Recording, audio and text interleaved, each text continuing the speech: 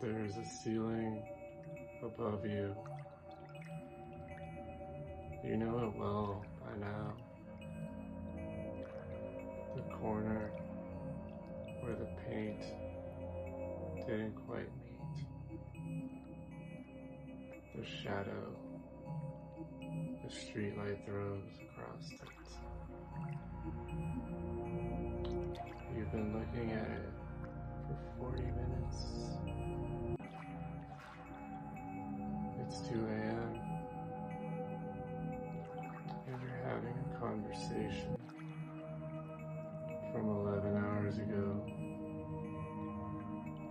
Again, not remembering it, having it. You can hear the pause before they answer. You can see the thing your face did, and you're saying the better sentence, the one you didn't say, for the 9th time tonight. Everyone else in that meeting is asleep. They forgot it by the lift. Here's what nobody tells you. Your brain is not broken. It is running a process that works exactly as designed. It's just running it at the worst possible hour on a system that's been taken offline. 3 things are happening to you right now. Let's go through them. Start with what the replay actually is, because it isn't what you think it is. You believe you're processing, working something out. If you can just get to the bottom of what they meant by that pause, you'll be able to sleep.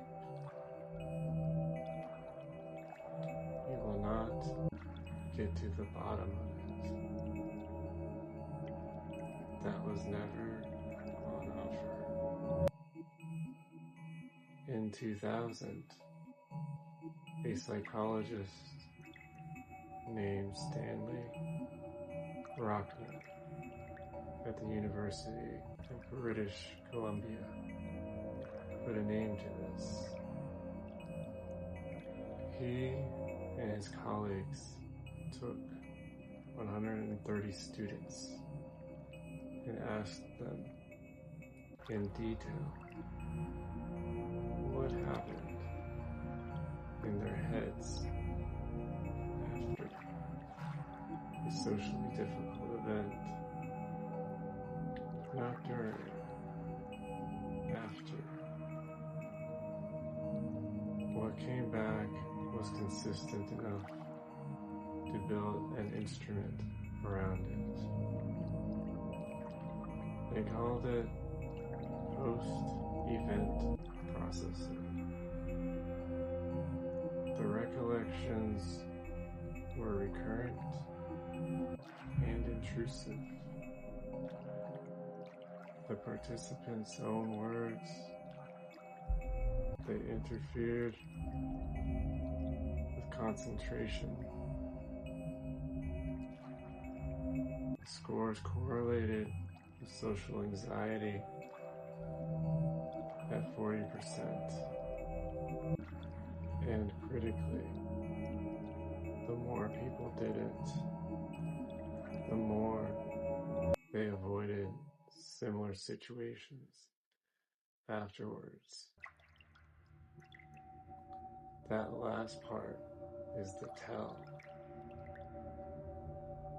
Real reflection makes you more willing to go back in.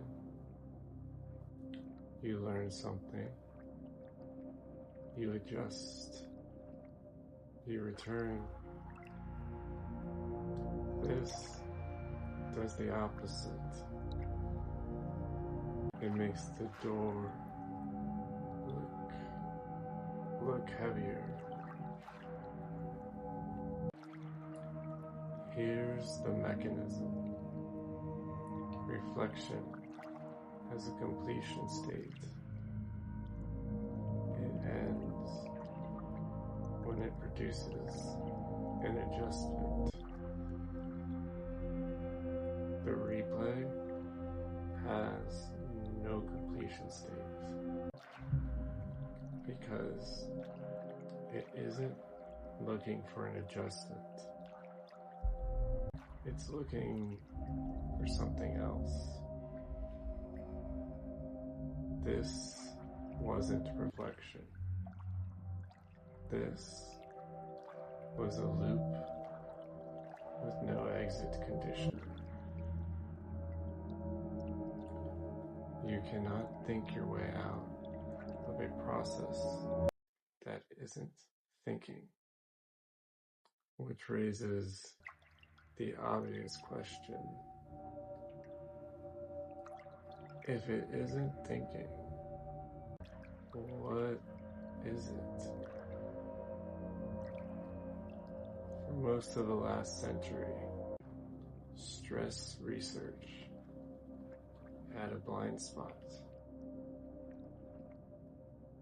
It measured what happens to your body during a difficult event.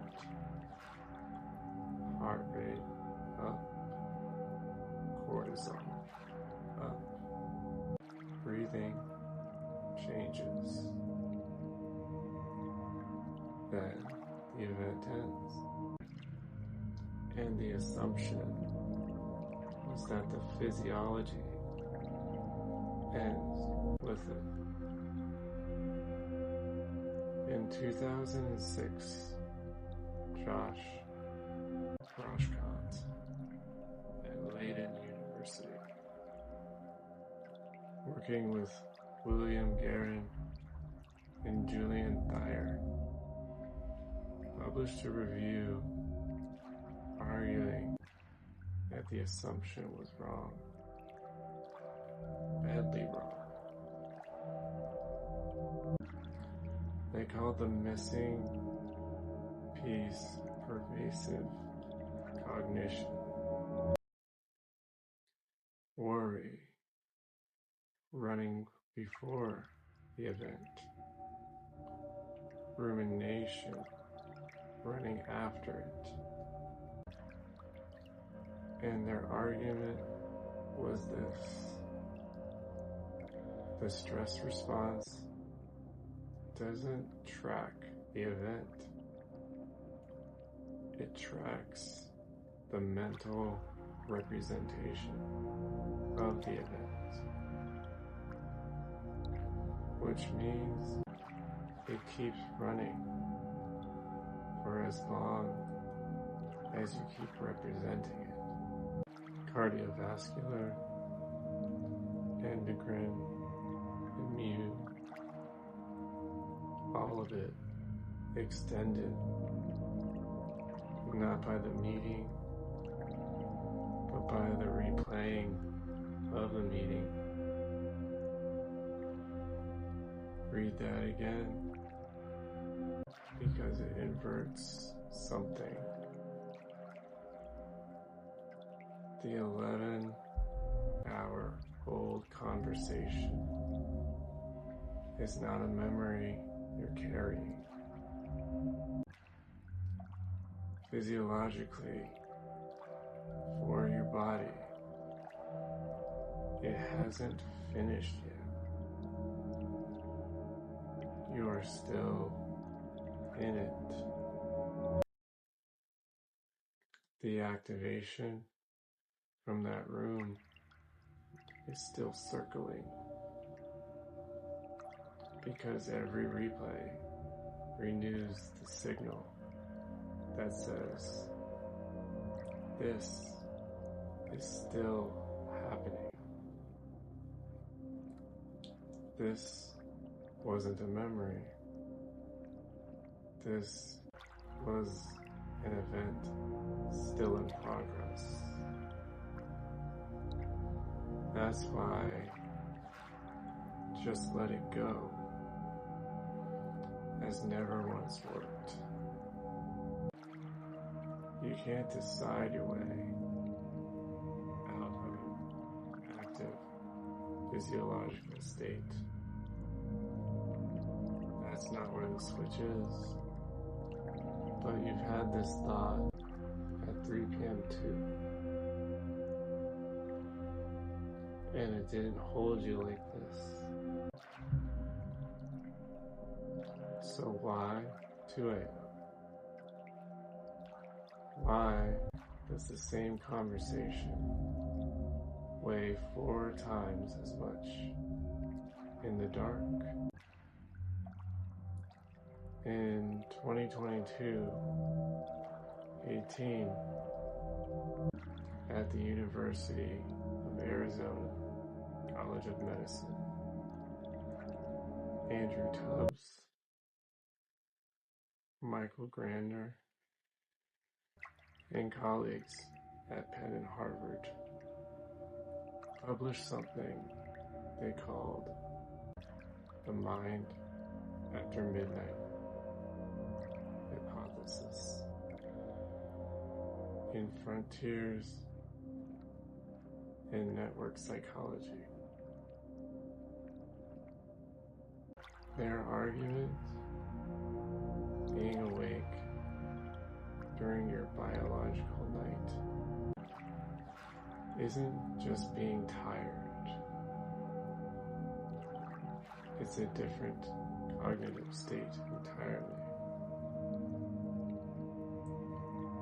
Attention biases towards the negative. Emotional regulation degrades. And the prefrontal cortex, the part that would normally say, this is out of proportion, go to sleep, is disinhibited. The referee has left the pitch. So, the mechanism stacks. You've got a loop that has no exit condition, running on a body that thinks the event is ongoing, inside a brain state that has tilted toward threat and has taken the brakes off. 3 systems, all operating correctly, all pointing the same direction. This wasn't weakness at 2 a.m.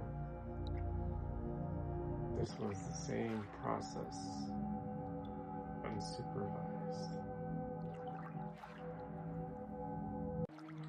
So let me ask you something.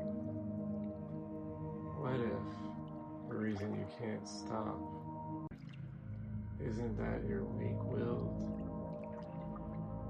but you've been aiming at the wrong thing entirely?